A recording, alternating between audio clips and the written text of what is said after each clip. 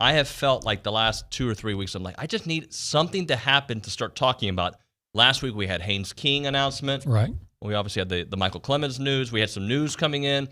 But this week we actually get a game, and that's why we're here to do this job, is to break down games, and it's finally here. Yeah, game week is, when it finally arrives, it's so, I don't know, it's just so exciting. It's like we've made it through the wilderness, and here we are, finally found out, right on the brink of the season starting.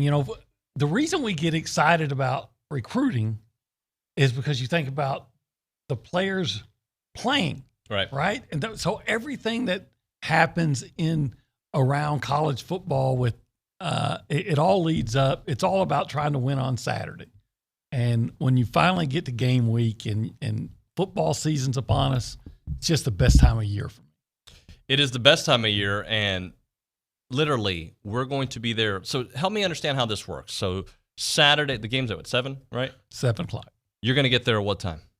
Well, I'll probably, if everything goes right, I'll get into the press box around 6:30.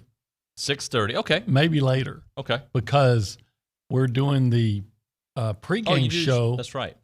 From the big glass building. Okay. Because where we usually do it on campus over by the former Student Association, I guess they got construction or something going on. So I'm going to have to drive in, which I did last year, but it wasn't a problem because we only had 25% capacity. There's going to be more cars on. There's going to be 100,000 people right there at Kyle Field, and you're going to have to rush in. But you have a parking pass, so you'll be able to get right in. And well, I do have a parking pass. That doesn't mean you get right in. Okay. Me and I might even toy with the idea of getting somebody to drop me off. Uber? Have you ever Ubered? I have Ubered. Yeah. It was quite the experience. A lot of angst was involved with me using Uber. So I am looking forward to NFL life. I'm assuming game day is very similar. I would have to, for Texans games, I would usually go in the morning and do live hits starting at, I don't know, call it 7 in the morning. I'd be working by 6 a.m. and be on the air by 8 a.m. and go up until 10, go eat press box food, and start the 12 o'clock game. Here, I know we have a great little tailgate that's going to be going on, so I'll do that, meet some of our sponsors and our listeners and whatnot, and then head in and just absorb and just enjoy the moment. Be at Kyle Field, packed to capacity for the first game of the year, which could be and should be maybe the most special season in my lifetime. It definitely has that possibility to be as special as any. But it's going to be fun. There's nothing like that. I love doing the pregame show. I enjoy it. Louis Bellina and Robert Sess are friends, so I just enjoy it. But that's a 3-hour show, is it? It's a 2-hour show that starts 3 hours before kickoff. Gotcha. Because then Andrew and Dave take over for the next hour. But there's so much activity going on that I kind of regret that I don't get to be involved in that either. Like around the state, the tailgating and everything is that. I think A&M tailgating might be vastly underrated. I could tell this by the smells and by the people walking by when we would do the show. It's also the nicest tailgate too. There's just friendly people out there inviting others from different schools in. We're good. We're Aggies. We're awesome. The A&M, I've never heard anyone say that they've had a bad experience here, unless maybe you are dressed in burnt orange or perhaps purple and gold. So I had a question, and I'll ask. We have Jamie McCoy on the show later. So typically the first game of the season, it's either against a team that's a tough matchup, right? I can remember, what was it, Florida State back in, how long ago was that game, the A&M Florida? Oh, gosh, that was a long time ago. Okay. Yeah, Nebraska 1 year. Nebraska. You either have a really tough game or you have a game that you should win considerably, right? So this Kent State game, I think the Aggies are going to go to town on them early on. But at what point does that clock, like last year with Vanderbilt, like you think that was going to be a beatdown? At what point are we like, goodness, we got ourselves a little game? Like, when do you need to have separation in those first games against what are considered cupcake games? Well, I think Kent State is a cupcake that's maybe not as big a cupcake as typical. I mean, they've got a really good quarterback. They've got some now defensively. They weren't very good last year, but offensively they were a good football team. But in my opinion, it's typically about midway through the third quarter, you should be absolutely so far ahead the game's over. You know, you're in complete control, because I've always felt like in the first half, the first quarter, a team, even an overmatched team, can play well just based on emotion. Yeah. Hey, we're playing A&M. I'm going to play over my head for a while, and then as the game wears on, the talent, the level of talent starts to take over, and then you get a nice lead at halftime, and then you score once or twice early in the third quarter, and it's over. Yeah, and sometimes, at least for someone in my position, I want to see a lot of people play. I don't want them to go up 21-0 so early in the game in the first quarter where we don't get to see sustained drives and get to see, unless that's how you got to the 21. I'm not, you know what I'm saying? Like, I would like to see a drive or two or three. I know where you're going, but if Spiller rips off at a 75-yard touchdown run, I'm not going to give it back. Right. No, I get that. Hey, let me set the topic of the day. What are the worst sports hires / trades, signings you have ever endured? And I'm going to tell you before you answer, OB, we'll do that here around 8:35. There's a one A&M football coach that keeps coming up in this conversation, which I think is hilarious. I didn't even think of him at first. I thought of some of the other ones I had gone through that, just through my sports career that we can get into as well. If you want to be a part of that conversation, you can on the BCSI hotline, that number 979-693-1150, and the A&B text line, Real Texas Banking. You can do that at 979-693-1150. We go around the room to say hello. We go to Dalton Hughes there in the back there in the fishbowl. Good morning to you, Dalton. Good morning. Happy Monday, gentlemen. Happy Monday to you. What did you do this weekend? Relaxed. Tried not to answer the phone. Watched Liverpool. Chelsea played a 1-1 draw. Kind of disappointing, but good overall weekend. Yeah, great weekend. Cristiano goes to Man U. I know you were excited about that. And Mbappe still has not gone to Real Madrid. All topics that Olin is all over. I mean, before we got here, that's what you wanted to talk about. I'm going to bring a soccer ball now and just start bouncing off my head whenever the conversation goes to soccer. Just wait till we start talking music with you, too. Kanye West released a new album. I'm sure you were all over that one as well. Dalton, did you listen to it? I did not. Yeah, I did one time. Let's go to Anna Peterson there, who's back with us there in the News and Social Center. Anna, how was Houston? Good morning. Yeah, it was an awesome experience. I'm super thankful. I got to learn a lot from John, Lance, Dell, everyone at Gal Media and the Bench Productions. It was a great experience. I wouldn't trade it for the world, but I am really, really happy to be back here. I definitely missed it, and I was super excited to meet you, especially with all that John and Lance had to say about you. I was very looking forward to it. So those are my guys there, LZ and his voices, and John and his leadership. Good people there at ESPN 97.5 in Houston. So we have some headlines and some text messages. Anna, what's going on out there? We do. And a quick reminder of our topic: what are the worst sports hires, trade, signings you have ever endured? Matt in San Antonio says, I'd have to go with Chad Morris at Arkansas. It's one thing to lose SEC games, especially in the West. It's another to lose the cupcake games in the West. Many Aggies were convinced he would replace someone following the 2017 season.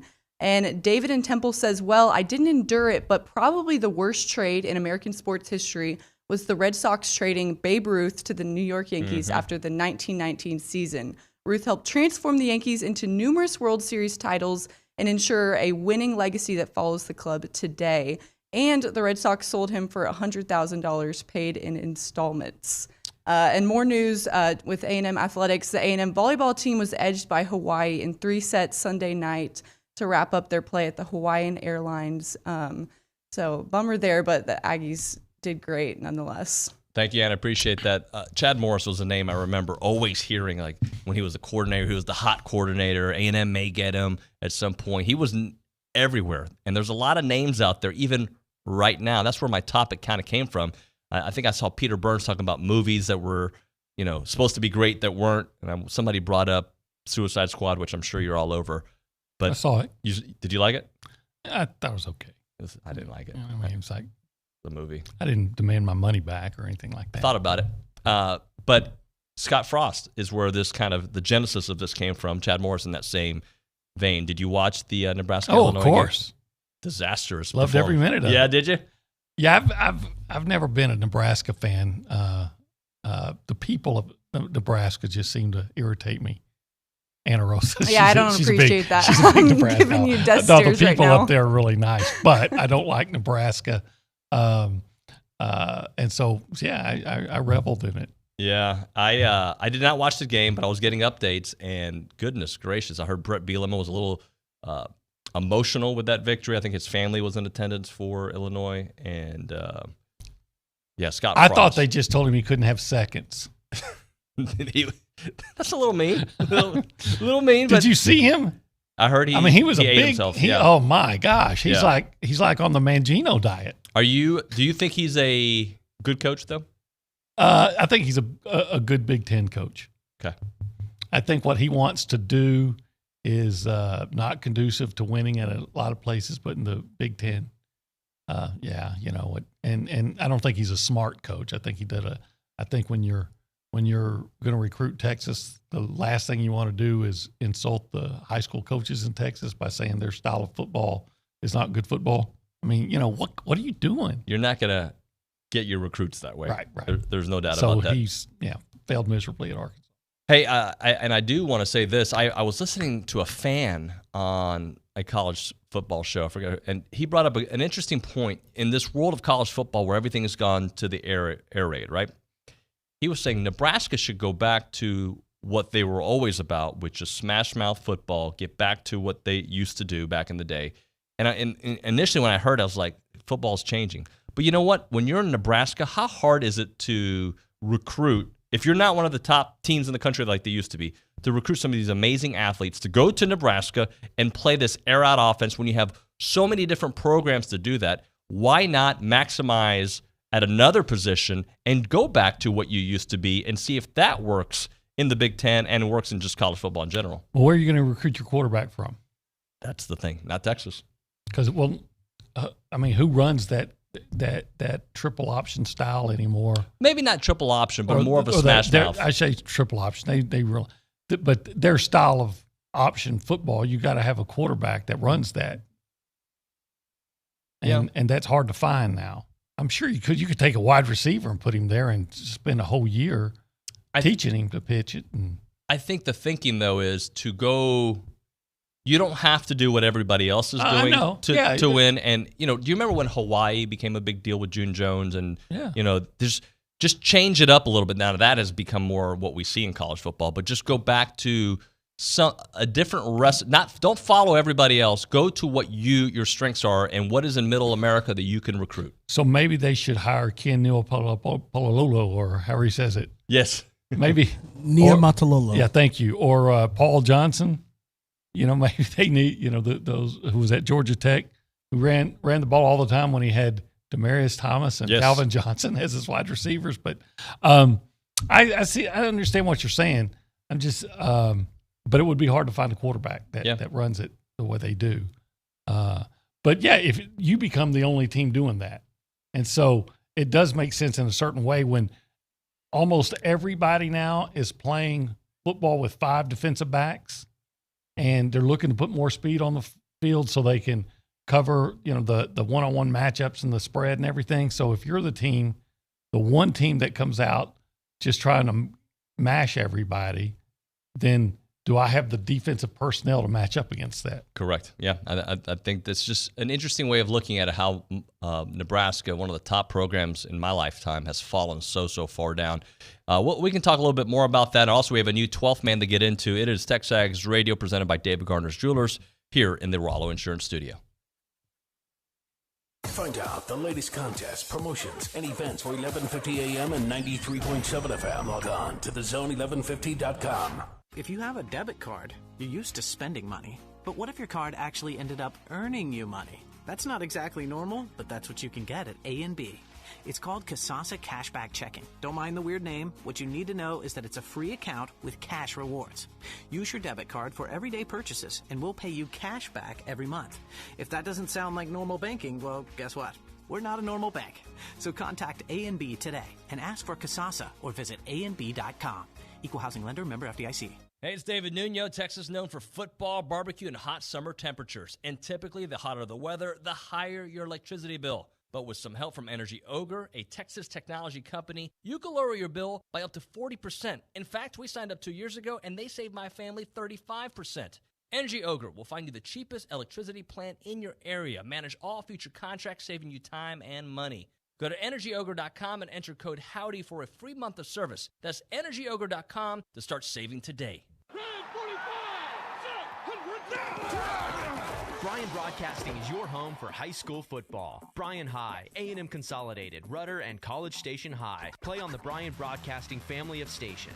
No matter where you are, hear every play, every game, all season long, thanks to Prosperity Bank, Kelly Burt Dozer, Zwerneman Flooring, and BCS Toyota.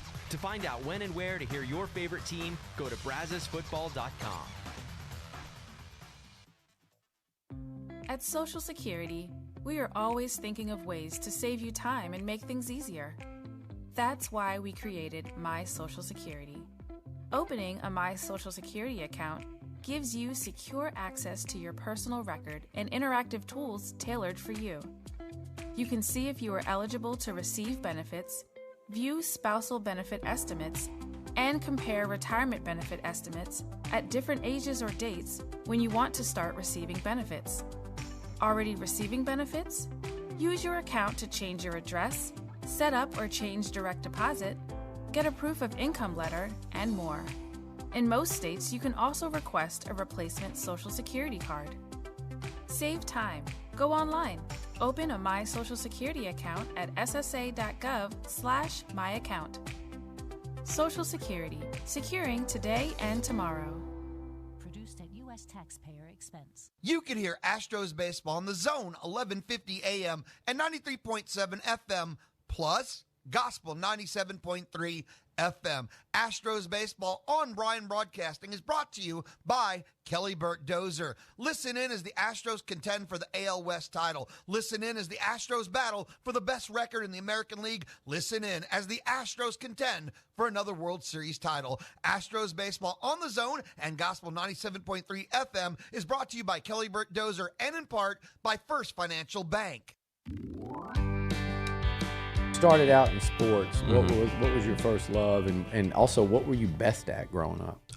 So I started playing football at 4. Really? And I fell in love as soon as I started playing. Yeah. I don't know if it was because of my brother, but like my older brother just played football, and I just like did everything he did. So they just like as soon as I started playing, I like fell in love. Then I started playing basketball when I was like 6 or 7, and I also like found like that I liked that too. Yeah. And but it's just like I always like been wanting to play football, like a no-brainer to me. Good stuff there, Billy Liucci, continuing our great NIL coverage. Damani Richardson there.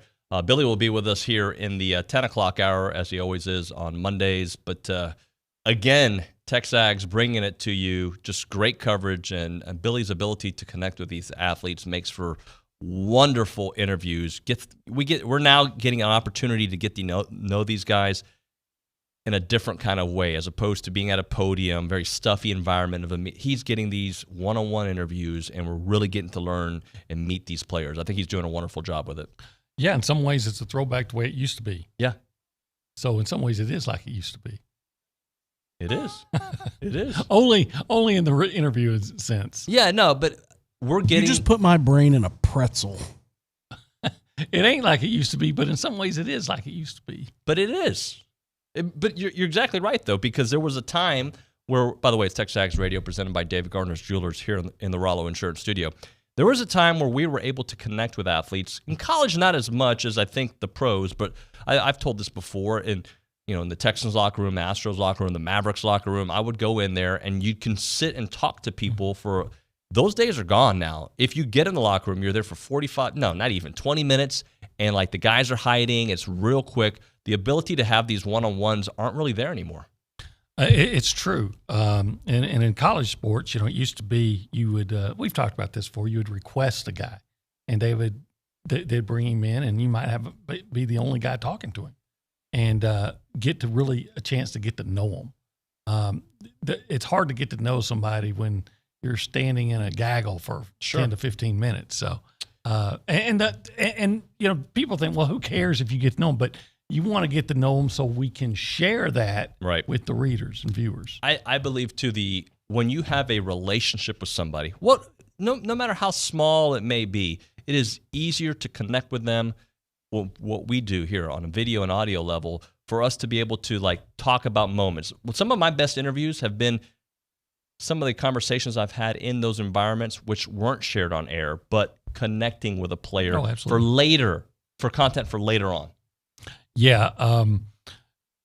If you can find some kind of common ground, then it opens things up. And also, I think it's always smart to, as get to know somebody, talk to them about things that aren't work related sometimes. Just like, hey, how's your, if not so much with college guys, but hey, how's your kids doing? How's your family doing? What's going on? How your studies are going, just whatever it may be. Yeah, I think Billy's doing a great job with those, so we're so excited to have that a part of us.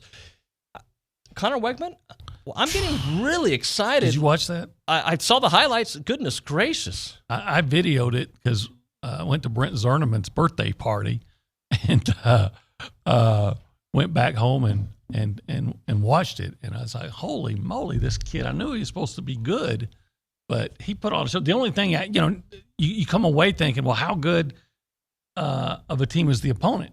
Is it Klein Oak that they played? It was Klein, not Oak, Kane. Klein Kane, okay. And I'm like, okay, now how good are they? Because if they're even decent, that just even magnifies what he did, because he was spectacular. He put on a show. Looking at the numbers there, 23 of 33, 358 yards passing, 96 rushing yards, 8 total touchdowns, 5 of those in the air, 2 he ran for, and 1 he caught. That's incredible. Yeah, and he, some of his incompletions were not on him. The guy was spectacular. Yeah, he's and I know Bronny was out there checking it out. Just great coverage, by the way, by the TexAgs staff out there. Jamie as well, a bunch of photos, just really good stuff. I'm so excited about it. And when you watch him in interviews, he's just so grounded and so he's real. He's grounded, real, confident, not cocky. Just everything you want from a quarterback, he is showing. And oh, by the way, he's just as good at baseball. Yeah, so I just, came away thinking, you expect him to be really good or he wouldn't be offered a scholarship to A&M. But that was new level stuff. But watching it on film, right? There's one thing to hear about a guy and it has a nice performance. Watching him do this on a national stage, the world or the country watching, knowing that he is going to be here in a few months, by the way, real soon. It's just exciting, the kind of talent that we have, that we don't have to rush through the system, by the way, because we expect Haynes to be pretty good for a couple years. I expect him to be more than pretty good. So, yeah, and that's what Jimbo Fisher does, right? He comes in, he establishes what he's about. Quarterbacks see other quarterbacks be successful, and then they want to come. His back, what's the word I'm looking for? I only make living with words. Anyway, his track record with quarterbacks is as good as anybody. So good quarterbacks want to play for him. Did you see IMG Academy's whole situation on ESPN? Did you hear about it? I saw some of their game. Well, so they took on a team from Ohio. Was it Ohio? I thought it was Maryland. I think it was Ohio. Okay. Bishop Sycamore. You're right. I was watching St. Thomas Aquinas. Yeah, Bishop Sycamore. Okay. And apparently in the press release, I don't know how this game got on TV, but the bottom line is Bishop Sycamore has said they have a bunch of D1 prospects. Okay. They have 0. They lied. So it was a drumming. I believe it was 58-0, something like that, something ridiculous. But a team claimed to be better than they really were, having all these D1 talent who weren't even on their roster according to the press release. Oh, just so they could get on TV. Just to be on TV, and then they got destroyed. And by the way, there's rumors that team played a game also on Friday night, and then turned around and played again on Sunday. Oh, see that if that's true, that coach should be fired, or whoever set that up. Yeah, that's ridiculous, because it's bad enough to lie about how good you are, but to put your kids in a situation, if that's true, where you had to play 2 games in 2 days or in 3 days, that's just not right. So if you do a Google search of Bishop Sycamore, all the topics are, was ESPN tricked into airing a 58-0 high school football blowout from Yahoo Sports? The USA Today's for the win. Here's how ESPN got duped into airing a terrible high school football team. And another one says Football World reacts to the bizarre situation on ESPN. So people are giving ESPN the business on this one for being tricked into it. You would think they would do some research on. Yeah, you would think so. But if you're the parent, wouldn't you be upset that, I mean, you know how good your team is. You know, there's a reason you have classifications, right? That you want to go play I don't know if I would know. Like, to me, I would think of it as like college football teams that go to another campus to play just for the payday, knowing that you're going to get destroyed. Well, I guess so. But it's different when you've signed up for it. And right. But maybe I'm being oversensitive to the poor guys that got beat 58-0 and maybe had to play, in 2 days after another game. That's just too much to ask. Yeah. So, by the way, if you want to react to that, I hate IMG, by the way.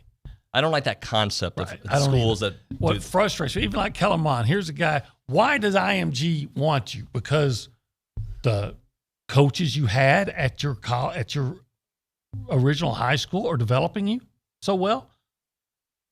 Because they're not going to be, so why leave the coaches who have developed you to the point where IMG wants you? Why don't you want to play with your friends that you've grown up with? I just don't get that. Yeah, I don't understand that either. I think a friend of mine, his kid wants to go to IMG for a different sport, and he's like, no, your family lives here. Your friends live here. We've gotten you here. You're staying here with us. We're not going to send you to a boarding school to learn how to play football at a different level. No, you're going to stay with us. There's a lot of families, though, that's their way to the next level, and more power to you. If IMG wants you, you're going to the next level. Yeah. They're not. IMG is not trying to develop guys raw. They're taking the guys again that your neighborhood coaches, your high school coach has already developed you into a college prospect. Yeah, they're not taking anybody that's not already a college prospect. No, if they want you, you're probably going to whatever school you want, more than likely. More than likely. So, yeah, you know what? You got great coaches here in Texas. Stay in here. They got you. They got you to the point that IMG wanted you. So, play with your friends. By the way, thanks to all the folks watching on TexAgs.com/live. You can watch the show by becoming a premium subscriber. All 3 hours are available to watch on there. Obviously, we're on the CW here in town as well. And the first hour and a half of the show is always on YouTube, so thank you to everybody watching on YouTube. Now, a moment for our friends at the Association of Former Students, the oldest organization serving A&M and the Aggie Network, over 140 years, and they are here, they are there, they are everywhere. That's what they do for Texas A&M and all Aggies out there. And they have provided so many different options out there. You've got $1,500 to the Disability Awareness and Educational Programming, the Warrior Scholarship Project as well, the Ross Volunteer Company, support of the MSC, Midnight Yale Security, so much money in academic scholarships to students out there. And none of that is possible without your help out there. For $100 a year, about $9 a month, you get the decal, the plaque, the Texas Aggie magazine, plus you're continuing in the oldest, most inspiring tradition of Aggies helping other Aggies out there. To learn more about the impact of the association or get involved and make a gift, visit aggienetwork.com/giving. With your community calendar on the Zone. Trail Life USA Troop 1836 is hosting an open house tomorrow. Find Trail Life Troop 1836 on Facebook for more information. The Prenatal Clinic is now accepting honoree nominations for the 28th annual You're the Tops event. The nomination form can be downloaded at bcsprenatal.org. Nominations are due by Tuesday. A free seminar for seniors on evaluating your home for safety, comfort, and aging is being held on Wednesday afternoon. Contact the Mature Well Lifestyle Center to register. You're invited to the inaugural I Love America Fall Festival, Saturday, September 11th from 11 a.m. to 7 p.m. at Santa's Wonderland. Visit ila-ff.org for more information. It's the pre-day, pre-game show. End the week and start the weekend when Bryce Jones joins the Louis Bellina Show every Friday at 12:05 to talk maroon and white and more. The gang is back together weekdays from 11 to 2. I'm Chelsea Reber on The Zone. If you have a debit card, you're used to spending money. But what if your card actually ended up earning you money? That's not exactly normal, but that's what you can get at A&B. It's called Kasasa Cashback Checking. Don't mind the weird name. What you need to know is that it's a free account with cash rewards. Use your debit card for everyday purchases, and we'll pay you cash back every month. If that doesn't sound like normal banking, well, guess what? We're not a normal bank. So contact A&B today and ask for Kasasa or visit ANB.com. Equal housing lender, member FDIC. Bryan Broadcasting is your home for high school football. Bryan High, A&M Consolidated, Rudder, and College Station High play on the Bryan Broadcasting family of stations. No matter where you are, hear every play, every game, all season long, thanks to Prosperity Bank, Kelly Burt Dozer, Zwerneman Flooring, and BCS Toyota. To find out when and where to hear your favorite team, go to brazosfootball.com. This is ESPN Radio. Joey Votto got that 2,000 hit tonight. The more I play here, the more I realize how lucky I am. Victor Cruz, Super Bowl champ. I just wanted to feel special this morning, guys. Charlotte Flair, the 13-time WWE champion. Hey, guys. Alan Faneca, Hall of Fame class of 2021. I've been waiting, let's do it. Super Bowl champion Donald Driver. I love the game. I watch the game more now than I did when I actually played. Drew Bledsoe, Super Bowl champion. Keyshawn, if I ever stopped yelling at you, then you would think I didn't care. Terrence Bud Crawford, the WBO welterweight champion. I just know in my heart that I can beat him. Cowboys legend and now Hall of Fame wide receiver Drew Pearson. So now that I'm in Canton, I don't even think I used the airplane to get here. Justin Herbert, Los Angeles Chargers quarterback. A lot of fun last year, but a lot more room to grow. Lane Kiffin joins us, Ole Miss head coach. A big part of my motivation was he, because he sent me pictures when I'm on TV of how fat I am. ESPN Radio, weeknights and weekends on Sports Radio 1150 AM and 93.7 FM. The Zone.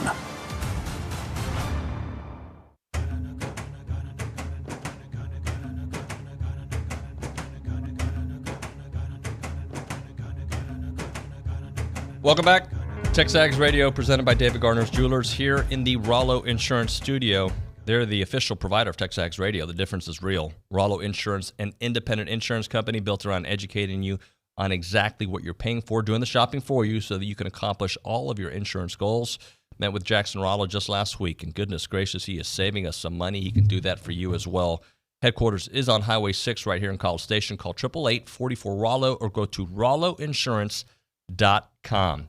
OB, to kind of continue with that discussion we were having about Connor Wegman a moment ago, we're going to move on to our topic of the day, but got a text message a moment ago on the A&B text line from Chase in Houston. He says, Klein Kane is a playoff team from last year in their district, so it was not a slouch team.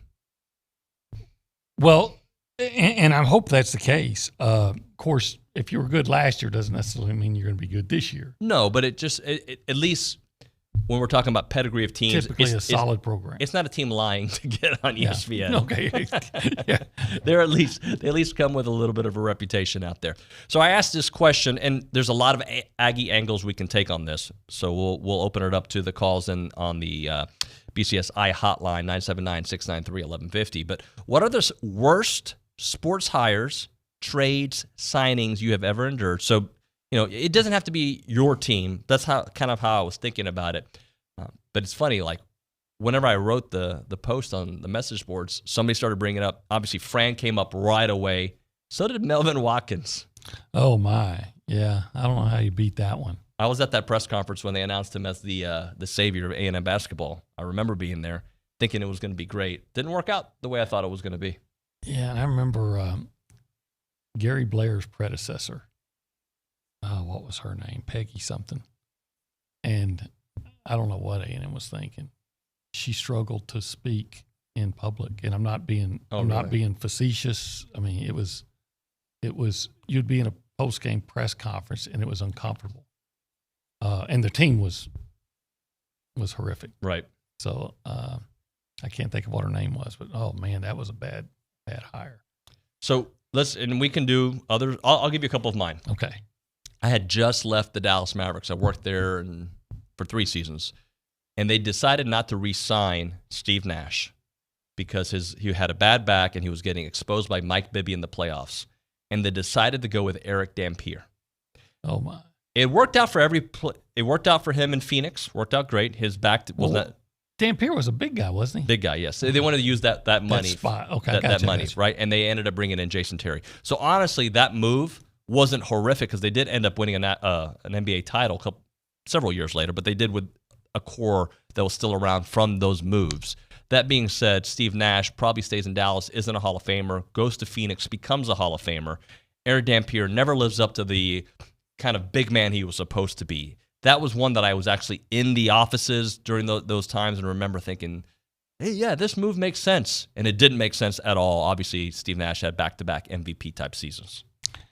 Yeah, I remember being a big fan early, when they were still pretty much in their infancy and driving from Longview to the Hyatt Regency. Reunion Arena? Well, I went to the Hyatt Regency where they were having a draft day party. Oh. So they were drafting, and they were coming up drafting like 8th. And I'm thinking, and I'm yelling, mailman, Karl Malone, mailman. And they drafted Detlef Schrempf. That's right. And I was like, and then they had 2 more picks. And they took Uwe Blab and Bill Winnington, and Joe Dumars was up there. You could have had Joe Dumars, goodness gracious. You could have had Joe Dumars and Karl Malone. Oh, my goodness. Now, I will say this. Schrempf had a great NBA career, but not Karl Malone. Great. Okay, very good. He was a good player. He was a very nice international player, but not Karl Malone, if not the best power forward of all time, one of the 3 best of all time. And then what they do is a few years later, they're picking early, and they want to kind of make up for it, so they take Randy White from Louisiana Tech. Oh, my goodness. Because he's from Louisiana Tech. Right. And you're like, come on, guys. Yeah. But, yeah. Here's another one for you. Just happened a year and a half ago. The Texans saying, hey, we're going to give one of the 3 best wide receivers in football may be the worst. Away for nothing. I'm not a Texans fan, and that may be the worst I've ever heard. That was terrible. You're like, what? What are you doing? That right then, I would have, if I'd have owned that team, I would have blocked that trade and fired Bill O'Brien for even thinking it. Well, if I remember correctly, he had to get it approved, right? You got to go to Cal McNair, and so fire Cal McNair, the owner. Right. Like ridiculous how you can approve. By the way, I am not a huge DeAndre Hopkins fan, and I can understand the reasoning behind trading a top wide receiver if you want to allocate your dollars for, at that time, Deshaun Watson, who was not in trouble, right? So I can understand that theory because that's a big Bill Belichick thought, like, don't spend your money on a wide receiver, spend it elsewhere, and we'll be fine. But getting nothing for not a first-round pick for the top wide receiver. Yeah. He's what, top 3 wide receiver in football? I just saw that somebody did ESPN was doing the top 100 players, and he was like in the top 20, I think. Maybe the top 10. Yeah. He had a phenomenal year last year with Kyler Murray. So that was ridiculous. I'm going to throw one more from my lifetime. Okay. I thought this was going to be a home run deal. It turned out to be horrendous. Scottie Pippen to the Rockets. 1998, I believe it was, maybe 99. When Scottie, I guess he was at the end of his career. No. He had just come off a great year. The Bulls' run had just finished. He was supposed to be the guy. He wanted to be the guy and lead a team. Dream was on his way down. Barkley obviously was not the same player. Clyde Drexler had just retired. Scottie comes in, and he deferred, I believe, to Cuttino Mobley in a playoff game against the Lakers, and he just was not. He was a bad fit. Spoke poorly about Charles, which a lot of people have. Spoke a little bit poor about Rudy T. He was beloved in Houston. Just turned out to be terrible. They ended up trading him to Portland for Kelvin Cato and a bunch of, Walt Williams, I believe. But Scottie did not. He was supposed to keep them in that championship caliber team, and he did not. I think the Cowboys made a deal for Joey Galloway. And I remember that. And I think they gave up a 1 and a 2. And then they made a deal for Roy Williams, a first-round pick. At least Roy Williams played. He actually made some play. I don't remember Joey Galloway doing anything for him. And he gave up a 1 and a 2. I think they just gave up a 1 for Williams. Charlie G sends into the A&B text line, Olin, it was Peggy Gilliam, who was before Gary. Thank you very much for that. And here's a couple of bad hires. SMU hired Phil Bennett as the head coach in football. Oh, my cow. He was a train wreck in the same realm as Fran. Well, I'm going to disagree because it's hard to win at SMU at that time, and it should not be hard to win at A&M. And now I will say this about Coach Fran. I call him Dennis. I'm going to say this about Dennis. I will not disagree that his tenure was hugely disappointing. Yep. It was not the disaster. He had a 9-win season. He beat Texas his last 2 years. Was it disappointing? Did he underachieve? Yes. But it wasn't the just complete disaster that it's been made out to be. They had some years that were okay. I think part of the reasoning for it was I remember where I was. I was working for the Mavs at the time when they let go of RC. The thinking was RC couldn't win bowl games. It was time to move on. He had done what he could with this. And then you look back and look at all the 10-win seasons or all the seasons that RC had that were great, and then they just could never even come close to it with Fran. It wasn't at the same level, I should say. You're right. It wasn't. And recruiting fell off for the same reason that it was falling off under RC. The A&M didn't have the same facilities. Now, they did get the Bright Complex built with RC leading the way to get his former players to give money and bum Bright. But A&M, people don't like to hear it. They just got lazy when Texas, LSU, and Oklahoma were pumping money into their facilities. So it was going to be hard for any coach. But Francione, and then he came here, and I've spoke about it many times. He alienated his best player, Reggie McNeil. Yep. And he did some other things. Ask Brandon Leone about him sometime. And you just can't treat your players like commodities. There's people. He loved being an A&M coach, right? He loved being A&M's coach. Yeah. He wanted to be successful for A&M, but he remind me, when he left Alabama, that was a big deal, right? Oh, yeah. Even though Bama was not what they are now. Well, they had won 10 games. Yeah. Now he was under the impression that the NCAA sanctions that were coming out of Alabama weren't going to be as serious as they were. So then he found out, oh, well, this is really going to be bad. And he did not like the constant attention that the coach gets at Alabama. Right. Like, you can't go out to eat without someone coming over and wanting to talk to you. You can't do anything. Wouldn't that happen here too, though? I think it's different. I think it's here people say, hey, coach, most of the time, hey, good to see you, Jimbo. Yeah. There it's, I want to put my chair down between you and your wife and put my back to your wife and talk to you. He had a guy came up to him one time and said, I want you to know, coach, that Alabama football is the most important thing in my life. And he was saying, yeah. So he wasn't comfortable in that spotlight. Right. And then, they had all those things going on. So with the NCAA sanctions, so then A&M came along, and he, had lived in Texas at Southwest. So loved the opportunity. So yeah, he was going to jump at that. Yeah, absolutely. Here's quickly worst hires from Texas Tico, and I agree with some of them, not all of them. Harbaugh at Michigan. Thought that was supposed to be a home run. It has not been. Taggart at Florida State. Disastrous. That was a disaster. I disagree on Harbaugh. I'm good with Taggart. Romo at Dallas. Romo was great. I don't know. Yeah, I don't know. And the best news for Aggies and worst hires, Steve Sarkisian at Texas. We'll see. Time will tell us. Yeah, I think the worst hire, unfortunately, was Charlie Strong. If you lose to Kansas, you're the worst hire, right? Or that athletic director that was such a Nimrod, Patterson. Oh, that's right. Yeah, who made everybody hated him. They could have Steve Patterson. Yeah, that's right. The former GM of the Rockets / he helped bring the Texans to Houston, and he did one other thing. I forgot who else I know he was at Portland for a while. He was at Portland. He was their GM, yeah. And he just alienated. I mean, his donors hated him. And then he could have hired James Franklin, but he hired Charlie Strong.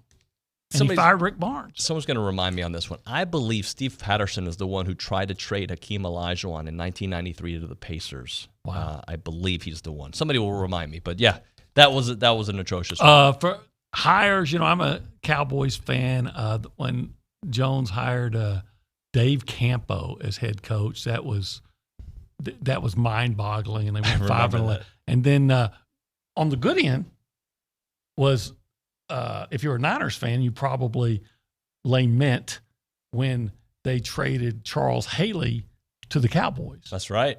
I mean, talk about not only do you throw away a Hall of Famer, but you give him to your rival. To your rival and help them win. And help them win 3 Super Bowls. Yeah. All right. Well, more of this when we come back here on TexAgs Radio, presented by David Gardner's Jewelers. We'll get some more updates from Ana Rosa and all that and more here on TexAgs. Your home for the Houston Texans is Sports Radio 1150 AM and 93.7 FM. This is The Zone.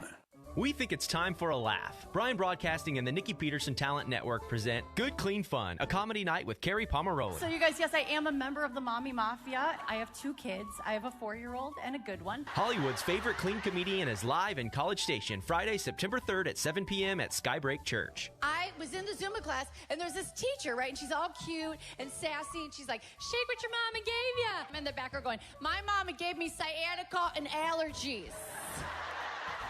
Bring your friends, bring a date, bring anyone who's ready for a good time. You guys, who's happy just to be out of the house? Really? Right? Good Clean Fun, a comedy night with Carrie Pomeroli, September 3rd, presented by Nikki Peterson Talent Network. Be discovered. Thanks in part to our sponsors, Strata Auto Repair, Mark's Manny's Appliance Repair and Cleaning Service, Dirt Road Rustics Furniture and Home Decor, Buff City Soap, Soap Makery, and Long Way Home Adoptables. Tickets, VIP, and group packages available at BrianBroadcasting.com. I'm 5'11", barely 5'4". I weigh about 170 pounds. Brown eyes, blue eyes, Brown hair. Gray hair. I'm a baseball fanatic. I'm a wife, a mom, a sister, and a grandfather. I'm a bodybuilder. I'm a research analyst, Small business owner. teacher, dance fitness instructor, Film and television actor. I'm an office clerk. I'm a copywriter. I'm a veteran. I have a prosthetic leg. I have multiple sclerosis, I have lupus, Cerebral palsy. post-traumatic stress disorder, I'm blind. and I'm working in a job I love. I love, Because I was given a chance Because I was given a chance to contribute my skills and talents. to show my disability is only one part of who I am. Who I am. Who I am. At work, it's what people can do that matters. For more information, visit whatcanyoudocampaign.org. The flagship station for Aggie Athletics is The Zone. Whenever the Aggies are playing, you can hear them right here at 1150 and 93.7 FM. Thanks to our listeners and our sponsors for backing the Aggies all season long. First Financial Bank, Bryan College Station Toyota, Rudy's Barbecue, Schulte Roofing, The Sleep Station, and Pioneer Steel. Here's a big gig-em to all these sponsors. Listen to Aggie Athletics on The Zone 1150 and 93.7 FM. Football season is here, and your favorite sports talk pal has you covered. From the Writers' Roundtable each Monday at 5 to interviews with players and coaches to Kurt Bowles and Brent Zwerneman each Friday. And don't forget America's most loved football pick'em contest, Friday's Fearless Football Forecast Contest. Check out the website at chiphoward.com for the latest schedules and info. No sugarcoating, no sunshine pumping, just the facts. Weekdays from 4 to 6 on Sports Radio 1150 AM and 93.7 FM.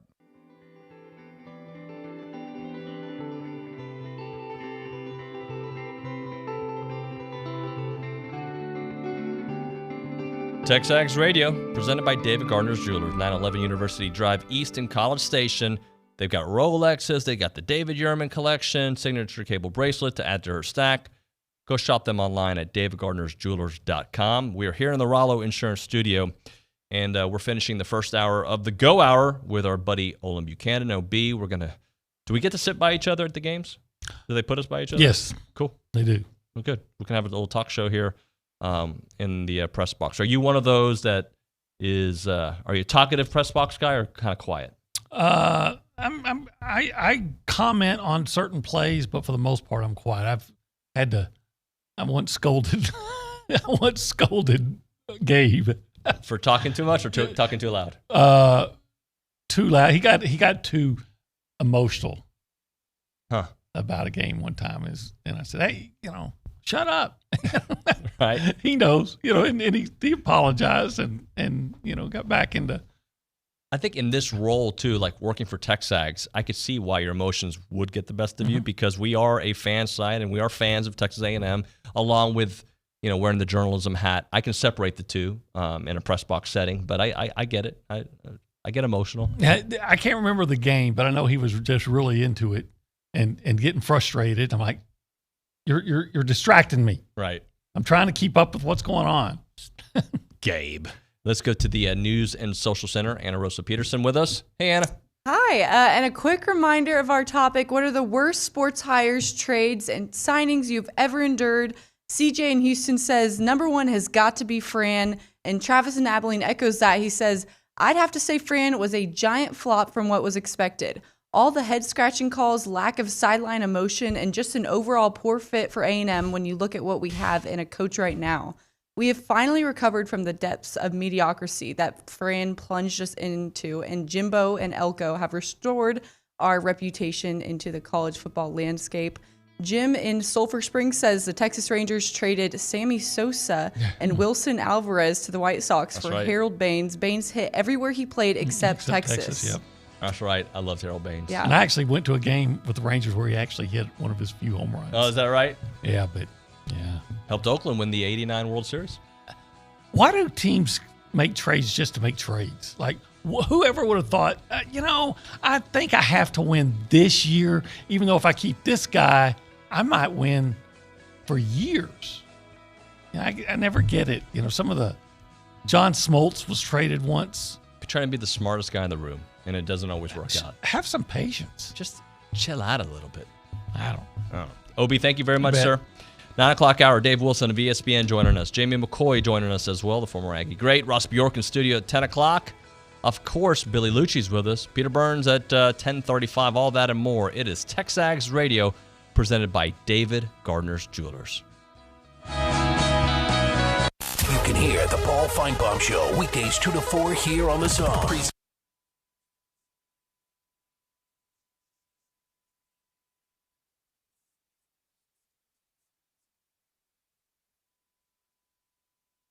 You can hear the Paul Feinbaum Show weekdays 2 to 4 here on the Zone. Presented by Polaris Fun Center. Paul Feinbaum is SEC Country, and Aggieland is SEC Country too. Join Paul weekdays 2 to 4 here on the Zone. Polaris Fun Center sells and service Polaris ATVs, Rangers, Razors, Global Electric Cars, Brutus, and the Polaris Slingshot. Polaris Fun Center, where they sell and service fun, not tractors. The voice of the SEC. And you can hear Paul Feinbaum weekdays 2 to 4 here on the Zone. You can listen to your favorite shows, Louie, Chip, TexAgs, or Paul Feinbaum online at RadioAggieland.com or Zone1150.com. This is KZ&E College Station Bryan, Aggieland's home for sport. From WTAW, I'm Chelsea Reber with a news update on the Zone. At a recent town hall meeting hosted by Bryan City Councilman Prentice Madison and Ruben Marine, a citizen asked Marine if money going towards the construction of Midtown Park is being taken away from other areas in Districts 1 and 2. Yes, we're putting that money into our Midtown Park. However, that money is coming from funds that we actually does not affect our CIP budget whatsoever. Marine says they're not taking away from any projects or development in Districts 1 or 2 because of Midtown Park. He also encouraged people to drive by Midtown Park and see the progress so far. A Bryan Police Patrol vehicle was rear-ended while it was stopped Saturday night at Villa Maria in Texas. The driver of the car was taken to the hospital to be checked out after her head struck the windshield. Then 51-year-old Deanne Stout of Hilltop Lakes was taken to jail following her arrest for DWI with a prior conviction. The BPD arrest report did not state the officer whose vehicle was struck was injured. The driver of a vehicle that struck the Taco Bell on Texas south of downtown Bryan early yesterday morning was arrested for drunk driving. The driver, 26-year-old William Taiwan Benford of Bryan, was checked by fire department paramedics before going to jail. The BPD arrest report did not indicate anyone was inside the building during the crash yesterday just before 2 a.m.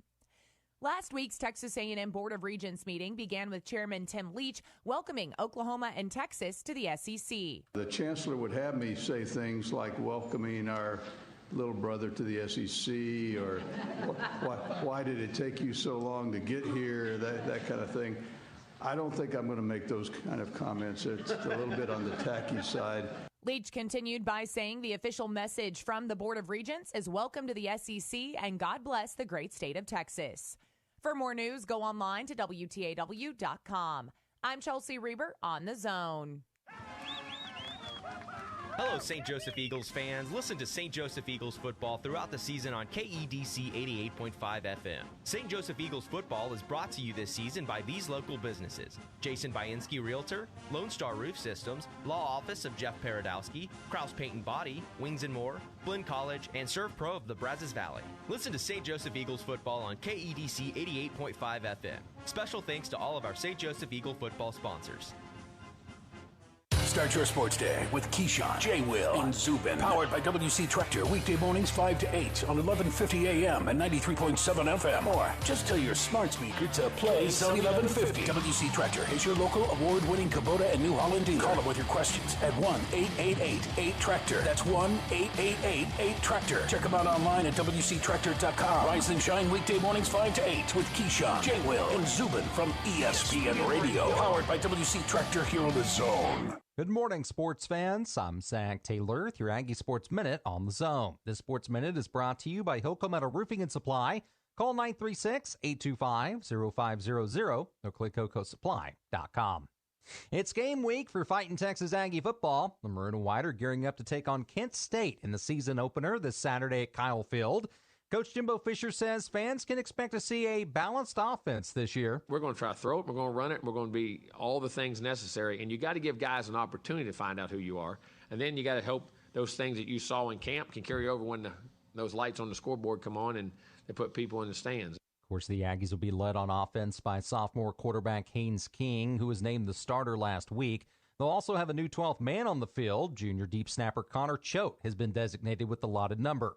For more insight into fall camp, tune into the Liucci Hour tonight from 6 to 7 right here on The Zone. This past weekend was a great one for 21st-ranked Aggie soccer, which got the better of 9th-ranked Clemson Saturday 3-1 at Ellisfield. Now to get Coach G. Guerreri's take, as well as a few of the players, tune into the Aggie Soccer Hour with Coach G tonight from 6 to 7 on Gospel 97.3 FM. Meanwhile, it was a tough opening weekend for Aggie volleyball as the Maroon and White finished 1-2 in tournament play in Honolulu. Coach Bird Kuhn and the ladies will head to California this Wednesday to visit Cal Poly.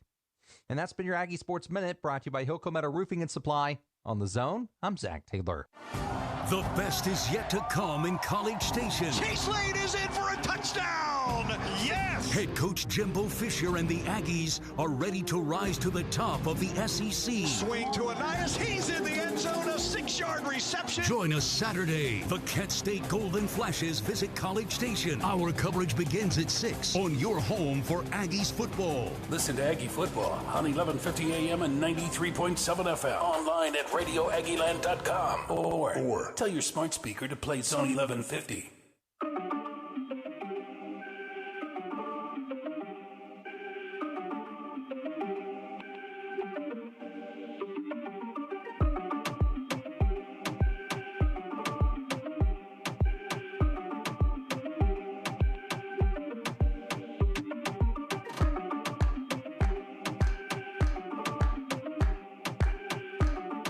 It is TexAgs Radio presented by David Gardner's Jewelers here in the Rollo Insurance Studio. And we are breaking down all things Texas A&M and, of course, all our topic of the day out there. Trying to catch up with Dave Wilson of ESPN here. Having some technical difficulties with him. We'll get him on the show, talk a little bit about all the storylines in college football. And Dalton, if you can for a moment, how has your job changed today with when I'm trying to text somebody some information while needing you to talk to eat up some time? I mean, it's fun-ish. I don't know. There's guest still isn't here yet, but when I magically just turn myself off and stop talking, you'll know, oh, hey, the guest is here. Yep, gotcha. But just needed a moment there to kind of give myself a moment to email him just to remind him of the link. All right, so you make it difficult. That's kind of what you do. Yeah, that's what I do. Just, I try to make things awkward here on the show. So we got some hate mail earlier in the show saying I thought we were listening to TexAgs Radio. Why are we talking pro sports? Apologies for having 4 minutes of conversations where we did go to another topic, or a topic that includes the Aggies, by the way. Some of the worst sports hires out there in sports in general that we've ever endured. And mine, a couple of those were from pro experiences, but I think the number one that we keep hearing about out there is the Dennis Franchione hire here at A&M. And I think part of the reason that one hurts so much is because the expectation levels. To me, expectation levels go a long way. You can have a bad hire, like, for instance, when the Cowboys hired Dave Camp, or the Texans hired their guy, was David Culley, excuse me. I don't have a lot of expectations for those guys. There were huge expectations for Coach Fran. Huge. And he never reached the pinnacle that we expected him to reach. He never, the program overall, and even though OB brought up several examples of them having, a couple wins towards the end of his tenure here over Texas and a couple 9-win seasons and whatnot, but the expectations for Fran were so high. They were literally so high. And the program, it took up until Jimbo getting here with Texas A&M for us to feel better about the direction of where we're going. Now, when you look at this season starting here on Saturday with Kent State, I can't remember a moment of this kind of excitement level for a season. I'm thinking maybe 1995, the Leland McElroy year. I remember just a lot of excitement leading into that one, maybe 98 as well. I know there's been some in between, but this level of greatness is at a different level. It is literally at a different level. All right, let's go to the BCSI hotline. We are joined by ESPN's Dave Wilson. What's up, Dave? Good morning to you. Hey, David. How you doing? I'm good, man. So just show topic. I don't know if you saw what we have out there, but what are some of the worst sports hires, trades, signings you have ever endured? That's more as a fan, but what we're hearing a lot of is Coach Fran's tenure with Texas A&M. Just what do you remember about those days? Well, first off, I'm a big R.C. Slocum enthusiast, so I will get that out of the way. So, I knew that the time had come. It had been a rough few years, with Mac and Stoops sort of coming in and really blowing up the Aggies spot there for a little while. But, with Fran, it was just such a hysteria, the fact that to pluck a 10 Alabama coach coming off a 10-win season, to me, it's the perfect example of you just never know how things are going to work. You look at Scott Frost now; everything seems like it's natural and it's going to work, and you just have no idea. That's why I'm naturally skeptical of anybody. Same with Sark and Austin. Sure, there's a pedigree and sure there's talent, but you just have no idea until everything happens. So, but with Fran, it just seems like the wheels came off so hard, and it's like it reminds me a lot of Frost now. I watch all the streaks and the historic lows start to pile up, and you just go, boy, I sure remember those days. I'll throw into that, or I'll add to that. Sometimes you could be a good coach, just the situation isn't right for you. Either it's too big of a league for you. Not everybody can be the Yankees manager. Not everybody can play for the Dallas Cowboys. There's a certain level of greatness needed for that and the way you work things. But a different environment, Charlie Strong was really good. A different environment, Tom Herman was really good. Yeah, I think a really good local example you can look at right now is Sonny Dykes at SMU. At Cal, he got there. They had like 50-something scholarship players. They were in terrible shape. It was a Power 5 job. He had been waiting for that opportunity, and it didn't work out. And then he comes back to SMU, and basically all the same things that he's doing and the plans he has in place all of a sudden work there. And it's just the fit. It makes so much more sense. Hey, let's talk a little bit about the last time we had you. We didn't know that Haynes King was going to be the starter. We felt that he was going to be the starter. You've got some ties to East Texas. Your thoughts on Haynes being the Aggie starting quarterback? Well, I think it's really exciting. He comes from a place where they've played excellent football for decades. And, I grew up 10 miles away from Longview and Kilgore, and Longview always had amazing talent. They had Bobby Taylor when I was growing up, Ernest Hunter, all sorts of incredible players that end up going to the NFL, and they could just never quite get over the hump. And I know Coach King took some criticism for that, but that was an insane district for a while there. Whoever won that district just won state. And so to me, you see the sort of what Haynes has done with, getting them over that hump, being the first state title in 81 years in Longview. I mean, there's no slack in that. I mean, it's sort of like, to be the guy that finally brought it all home is pretty exciting to sort of get to see him now take over in College Station. How beautiful too to do that with your dad, right? Helping your dad get over the top. I know that. I mean, I'm a big softie, but the pictures of him like crawling around on the floor in the locker room, to end up, leaving for college, really cool. And his dad, I think he's such a natural fit for Jimbo because, like when he committed, the day he committed, he said, one of his quotes that stuck out to me was, Jimbo coaches people hard. I think Jimbo does do that. I think Kellen Mond, you saw that, sat there and he takes an earful and then he goes back out and did his job. I think you have to be a pretty tough guy to play quarterback for Jimbo. And, Haynes embraced that from the start. And I think that's probably a lot of that from having his, to play for your dad as the quarterback at a place where there's high expectations takes some nerves because people are going to think you didn't deserve it to begin with. And you got to go out and prove that you did. How do you think his game will translate here in the SEC? Well, I think he, the one thing with last year, obviously, and this is not breaking news to any Aggies fans, but there wasn't a lot of, a vertical passing game. I think he obviously, you guys see the practices a lot more than I do, but even the days that I've been over there, the day that I was over there, you see him take a few more shots. And I think that'll be what's interesting. And I just think it's a lot like, not to put giant expectations, I don't see that, but this quarterback race reminded me of Johnny versus Showers, and that everyone talked about what a beautiful ball that Showers threw, and what a crazy arm he had. And you don't necessarily see what Johnny can do until there's actually a live game action and the guys are on the field when they don't have the protective jersey on.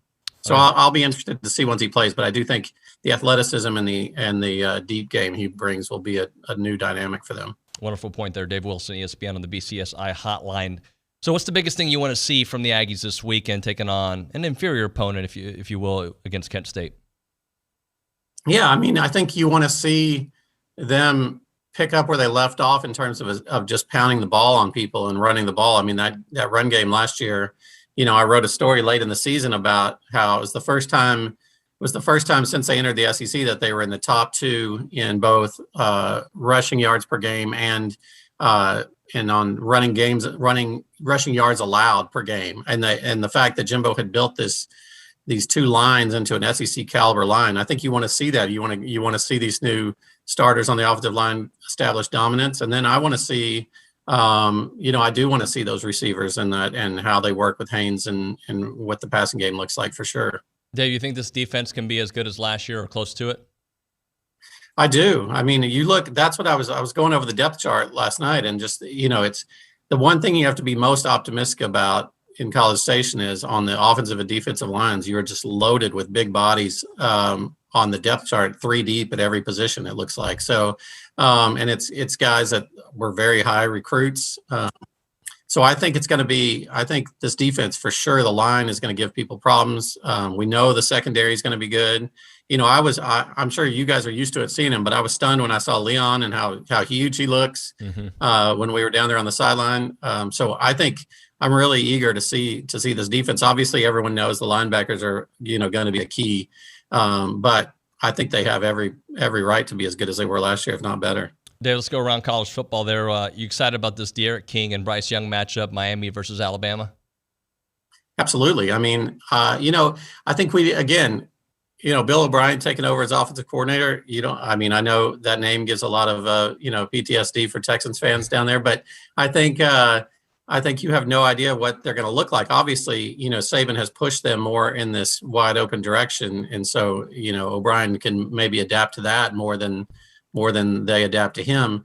But I am really eager to see, obviously they're going to be loaded with talent. I know everybody's excited about the receivers again. It seems to be a never ending story with Alabama, but De'Aaron King is such a dynamic talent, and, there's going to be talent at the U. It's just, it's always, when do they put it together? Dave Wilson here with us, ESPN on TexAgs Radio, presented by David Gardner's Jewelers. Let's talk for a moment. Texas, they got Louisiana this weekend. I look at their schedule. I could see 2-0, sure. I could certainly see 0-2, though. Yeah, again, it goes back to you have no idea. I think the buy-in has been good. They lost 3 games by 13 points last year. There's talent there. I think no one's going to want to hear this on this show, but I think Bijan is a pretty great kid and an incredible talent. I think he'll be really good. But again, we go back to Mike Sherman, Arkansas State, Nick Saban, and Louisiana Monroe. You have no idea. This is a really, really probably the most. I think Bill Conley on our site wrote that Louisiana may be the most experienced team in the country in terms of returning production. Billy Napier is a great coach. There's no guarantees in this game. That's a team that beat Iowa State last year as well. How about the best matchup, I think, of the first weekend? I'm sure everybody thinks this. Georgia-Clemson. That's going to be a fun one to watch. I'm going to have to watch the highlights because I think that one's going on at the same time as the A&M Kent State game. Right. I think that game, that's like the earliest, I know we get sick of breaking everything down to the playoff, but that's 2 teams that are right there on the, is Clemson back or does the SEC get a couple of teams in? All of a sudden Georgia and Clemson is already a big starter on that conversation. Yeah. Obviously, there's some prayers going out to our friends in Louisiana. It's such a devastating storm out there. How do you think that affects LSU heading to take on UCLA, going to NRG Stadium to get this work in, and just their mind thinking about everything going on at home? Yeah, I think obviously, I think that's the real world stuff. Unfortunately, I know a lot of these Louisiana kids are accustomed to this. It's a fact of life. It's a tough part of living down there.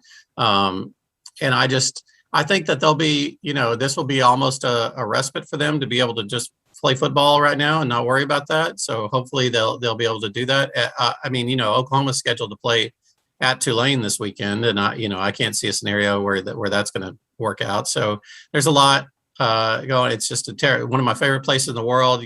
Just spent 4 days there last month. So it's really really distressing to see how things are going there. So when I was getting ready for this week's games, I looked at Ole Miss Louisville, and I saw that as a potentially pretty good game with one team being known for their offense, one team being known for their defense. It could be a fun one. Absolutely, and I think that's the beauty of Ole Miss right now is that you have no idea if they're going to score 60 or give up 60 in any game, and they're just incredibly fun to watch. So I think that those games like that are my favorite things about, having a full slate of games back, because there's just entertainment value for a game like that is off the charts. Dave, I'm not sure if you cover high school or know what's happening in the high school world, but Connor Wegman this past weekend was ridiculous for Bridgeland. 8 touchdowns, 5 in the air, 2 rushing, 1 he caught. Just he's another guy that's going to eventually succeed, perhaps Haynes King at A&M, if everything plays out the way Jimbo wants it to play out. Just your thoughts on that kind of talent. Yeah, I know. I watched some of that, and it was incredible. I texted somebody that it reminded me of Bucky in the Holiday Bowl, where he was just all over the place. But I think it's it's incredible too that you can kick off your year on ESPN playing college football and have the whole world talking about you. It's a different world for sure. But I think he clearly is not. He's one of these kids that rises to the occasion. So that'll be exciting to watch and see how he keeps progressing. One last thing for you, Dave. You mentioned the running game earlier, just the three-headed monster, if you will, that A&M has out there. Do you see Spiller rushing for 1,500 this year? Boy, 1,500 is a big number. I think he's certainly capable of it, but I think that, A-Chain will be, I imagine we'll see a larger dose of him this year than we did last year. And so I think between those 3 guys, 1,500 is hard to get to. But I do think, obviously, Jimbo has raved about him and how good an offseason he's had, which is pretty interesting coming from a kid that's already, been a workhorse. So I'm anxious to see what he does do. Dave, I appreciate your time, my friend. We'll do it soon. All right, thanks. Dave Wilson, ESPN on the BCSI hotline. If you want to be a part of the conversation, you can do that on the AMB text line. That number 979-693-1150. You can call the show as well. We have an open segment before we kick things off with Jamie McCoy at 9:35. So that number 979-693-1150 on the BCSI hotline. You're listening to The Zone. Aggieland's all sports station. Shop local, buy local, save big deals. It's not every day you can save money. Oh, wait, you can. Hi, Jenny here from Big Deals. When you shop Big Deals, you'll save money every day on dozens of gift certificates from local businesses like these. Blue Baker, Scoots, Game Exchange, El Mundo del Taco, Pure Bliss, and more. Visit AggielandBigDeals.com to save big. AggielandBigDeals.com. We think it's time for a laugh. Bryan Broadcasting and the Nikki Peterson Talent Network present Good Clean Fun, a comedy night with Carrie Pomeroli. So you guys, yes, I am a member of the Mommy Mafia. I have 2 kids. I have a 4-year-old and a good one. Hollywood's favorite clean comedian is live in College Station Friday, September 3rd at 7 p.m. at Skybreak Church. I was in the Zumba class, and there's this teacher, right? And she's all cute and sassy, and she's like, shake what your mama gave you. I'm in the back, going, my mama gave me sciatica and allergies. Bring your friends, bring a date, bring anyone who's ready for a good time. You guys, who's happy just to be out of the house? Really? Right? Good Clean Fun, a comedy night with Carrie Pomeroli, September 3rd, presented by Nikki Peterson Talent Network. Be discovered. Thanks in part to our sponsors, Strata Auto Repair, Mark's Manny's Appliance Repair and Cleaning Service, Dirt Road Rustics Furniture and Home Decor, Buff City Soap, Soap Makery, and Longway Home Adoptables. Tickets, VIP, and group packages available at BryanBroadcasting.com. Did you know that most adults with autism are unemployed, and a major hurdle is the lack of job opportunities? That's why Autism Speaks is teaming up with Lee Container, the J. Donald and Laurel Lee Family Foundation Fund, and Delivering Jobs to create a more inclusive workforce in the U.S. Are you an HR professional, community leader, or business owner? Join us in creating a workforce where people of all abilities can contribute and thrive. To learn more, visit autismspeaks.org/employment. Furnished by the Entertainment Industry Foundation. This is ESPN Radio. Joey Votto, we got that 2,000 hit tonight. The more I play here, the more I realize how lucky I am. Victor Cruz, Super Bowl champ. I just wanted to feel special this morning, guys. Charlotte Flair, the 13-time WWE champion. Hey, guys. Alan Faneca, Hall of Fame class of 2021. I've been waiting, let's do it. Super Bowl champion Donald Driver. I love the game. I watch the game more now than I did when I actually played. Drew Bledsoe, Super Bowl champion. Keyshawn, if I ever stopped yelling at you, then you would think I didn't care. Terrence Bud Crawford, the WBO welterweight champion. I just know in my heart that I can beat him. Cowboys legend and now Hall of Fame wide receiver Drew Pearson. But now that I'm in Canton, I don't even think I used the airplane to get here. Justin Herbert, Los Angeles Chargers quarterback. A lot of fun last year, but a lot more room to grow. Lane Kiffin joins us, Ole Miss head coach. A big part of my motivation was he, because he sent me pictures when I'm on TV of how fat I am. ESPN Radio, weeknights and weekends on Sports Radio 1150 AM and 93.7 FM. The Zone.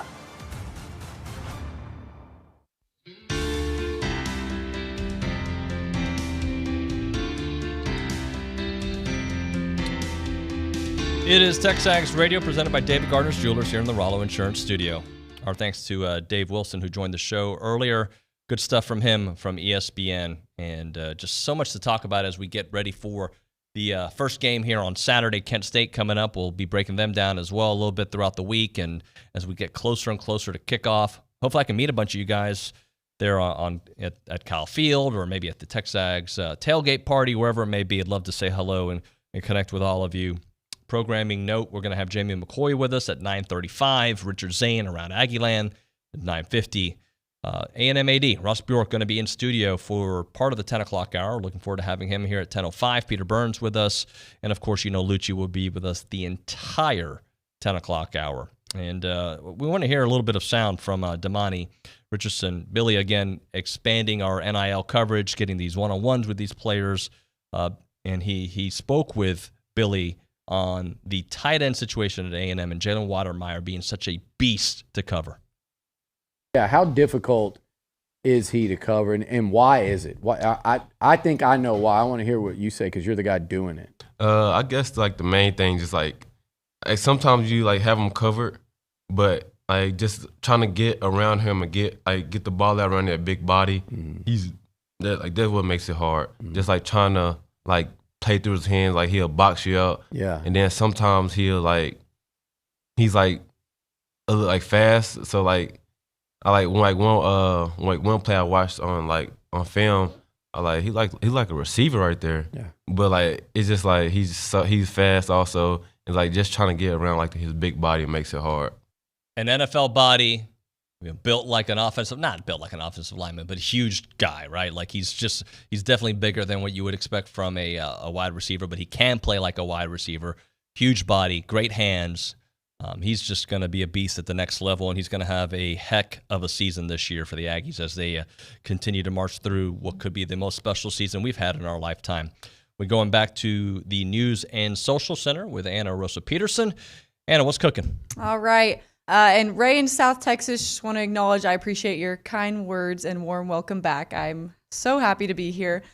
He responds to our topic and says, the worst hire is Fran. After graduating A&M in the mid-'80s and watching Jackie and RC win a bunch, nothing was more embarrassing than being in Norman, surrounded by Sooner fans in their stadium, watching my beloved Ags fall 77-0 in 2003. Gosh. It was so humiliating. I decided not to spend the night in Oklahoma and drive home late at night back to Texas. There are certain moments in sports life that when you're reminded, there's PTSD with it, and it just takes you back to that exact feeling that you had when that game was going on and just feeling the pain, and it just certainly one of the worst moments as a sports fan I've ever had. What else you got, Anna? Yeah, that is painful. Sean and Brian says the Cowboys signing Barry Switzer over Jimmy Johnson was pretty tough for him. And then PG Ag in King Oak says Eric Hyman was the worst sports hire in my A&M history.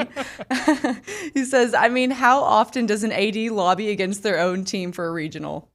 Yeah, I remember that. That there was a lot of expectations with Hyman too when he came in, and that one certainly did not work out. All right, Anna, what else?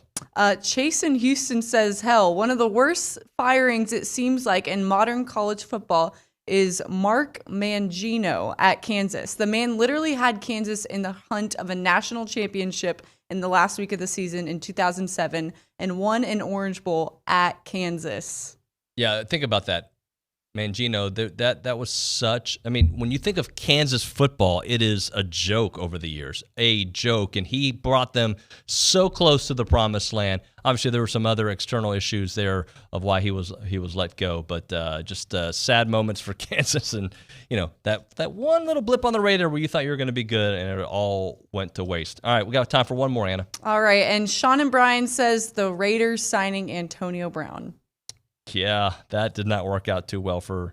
Now I'll give this to Antonio, who was able to get a Super Bowl last year with the Bucs. But there's certain headaches that I just stay away from in sports. It's not worth what it can do to your locker room and your culture. So one of the original ones was talking about Fran. Think about the legendary status the two previous coaches have in our hearts. In RC and Jackie, and that came to a screeching halt. I think there was others afterwards that we have had some nice moments with, right? I mean, that Mike Sherman obviously had his moments.